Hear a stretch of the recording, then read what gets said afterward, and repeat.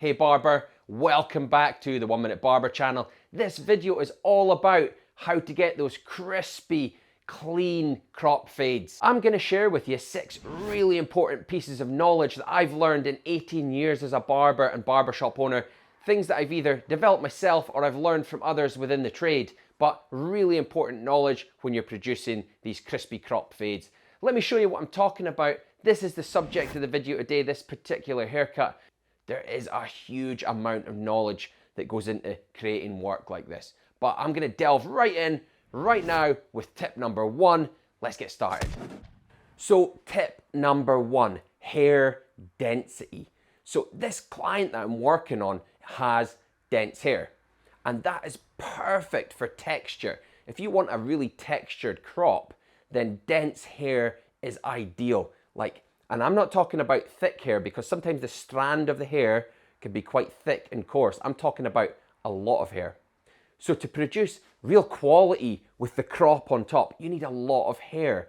And the good thing about that is that you can really texture it a lot. You can go in with texturizing scissors, you can go in with the razor and razor it, or slice cut through the hair. For me, at the end of this cut, I used texturizing scissors. That's a scissor with 10 teeth. When I cut the top of this, I straight cut it or club cut it, and I kept it very square. But because of the density of the hair, I was able to really texture with my texturizing scissors. I was able to, be quite liberal and not worry about taking too much hair away because I have a lot of hair. So if you're cropping on thick hair, great. If you're on thin hair, maybe you want to make your first cut your texture, and I would probably just chip in rather than club cut right away and then start texturing afterwards. That's going to retain as much bulk as possible, I would say. So really, really important for tip number 1 is tip number 2. So let's have a look at tip number 2. This is super important. Hair density can really dictate the starting point of where you cut the hair. So if the hair is very dense, once you get above the occipital bone area and try and do your fade there, let's say you go up really high with your first line and you want to fade above the occipital bone, that's going to be really difficult to make it actually look like a fade. Yes, you can blend it in and there can be no sort of lines, no ledges up and down the side, but you won't get that shade difference where it goes from light into dark in a graduation. And this is why when you work with thick hair on a crop, you need to make your first line very, very low. Now you can see what I've done here. I've kept my contour extremely low. I followed the shape of the head. I haven't just done a straight line from the temple right round to just below the occipital bone. I'm well below the occipital bone with my first line. This is super important for stretching out and making that fade gradient sort of gradual and beautiful.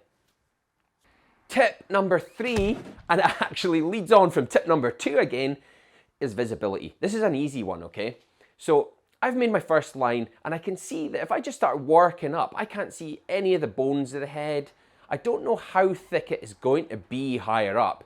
So what I'm going to do is I'm going to go in with a number 2 and just remove all the bulk, because it gives me more visibility on what I'm working on, and it's much easier to plan your fade out. So if I take my 2 up, my number 2, to the point that I feel that will be the highest point and the longest point of the fade, then I can start stretching out my fade from my lowest point to my highest point, and it's visible.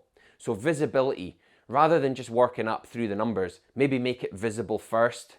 Tip number 4, which is actually quite useful for tip number 3, is head shape. So a lot of guys don't want to walk around looking like a cone, where their hair is like this, like a faux hawk. That is a popular style, and it was very popular in Last of the Mohicans, but that's not what we're trying to achieve here, okay? Think about it. If you work up the head and you try and take it too tight here, then the whole haircut has to be shorter on top because you've got to work your way in. But it's quite a masculine shape to keep things square, okay? Box shape, like that. Now, I don't mean like perfect angles on the side of the head. What I mean is try and make the guy look masculine, okay? So let's go up and keep it kind of box shape, a lot of weight on the side, and that's gonna help us with styling at the end as well, because we can really develop these areas and lift. If you lift the sides, you can really lift the top and you get a lot of volume and lots of texture. Tip number 5, the fringe. Now, the way that I cut a fringe is very different to the way I see others cut fringes. What I like to do is I don't like to put any tension on the fringe at all. So when I say tension, I mean to grip it in my fingers and pull it down and then cut it. What I like to do is just let the fringe rest on the comb. So I put the comb in, allow the fringe, the bangs, to just rest on the comb, and then I'm going to chip across the comb. I'm not going to straight cut normally. I might straight cut, but generally I'll chip across the comb with the scissors. Now what that's given me, it's given me a straight line that is textured. Why do I do it? Why would you do it without putting tension on it with your fingers? Well, the reason is because the hairline at the front can often go in very different directions. You could have like something like a cow lick or other hair growth patterns. Most fringes are very uneven and they don't just go straight forwards. So what we do is if we just rest the fringe on the comb, it's lying in its natural state, okay? That's the way it's gonna lie. And if you chip across that there, it's still lying in its natural state, but it's in a straight line, okay? Whereas if I pulled it straight, pulled it all down, cut it, and then released it, where's it gonna go? I don't know, but probably won't be straight. Pretty much a golden rule for me is, if the fringe is shorter than the eyebrows, no tension. Don't cut it with tension. Really important tip number 6 now is clipper over comb. Sometimes when you've done your scissor work and your clipper work on the sides, you find that you've got a little bit of a mushroom, and that's easily sorted with clipper over comb. First off, I would go for a comb that is a different color to the hair, something that contrasts. So red is a winner for me because it contrasts with everything, but you might want to go with white or a black comb depending on what hair color you're working on. The way to do this is to put the clipper comb in. Now one end of the comb should be lower than the shortest point of the fade, and the other end of the comb should be further away than the hair that you're actually trying to cut. So in the middle of the clipper comb, you have the area that is going to be cut. So there's an area where your fade stops and it becomes a mushroom where it juts out, okay? So the comb must be sunk into the hair to the point where your fade stopped and the long hair suddenly juts out. So we're gonna go longest part of the fade all the way up to the longest part of the long hair, and the comb, because it's so straight, is gonna give you a nice flat surface, a nice blend into the long hair. Every time I do a fade at the end, I just go over it with the clipper comb always. Bonus tip number 7, and this is really, really important, okay? Super important, because you've done all this work on your fade. Don't leave it at that. You need to finish it. Like, finish it. Spend some time, okay? You've done the clipper work, you've done the scissor work, you've done the clipper over comb, you've textured. Now it's time to polish, okay? Just stay there. Stay with your haircut. Start neatening it up. Get your razor blade out and just edge up around the edges. Let's make those nice straight lines around here. Look for the angles. Go back to the fringe, okay? And just nibble away at the fringe with the scissors. Just make sure there's not a single hair out of place. And I mean one single hair that's a millimeter too long. You need to be a perfectionist, okay? Don't worry about time. Take your time, because quality wins. You know, it's all about quality. Quality is what brings people to you. All right, so that is what you need to do. At the end of the haircut, spend some time working away. So one last tip, okay? Very last tip.